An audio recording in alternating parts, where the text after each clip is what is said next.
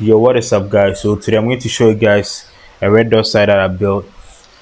It's very simple, nothing complicated. You can build it yourself in the house or at home with simple home materials. Very simple. So you can see that's my red dot sight.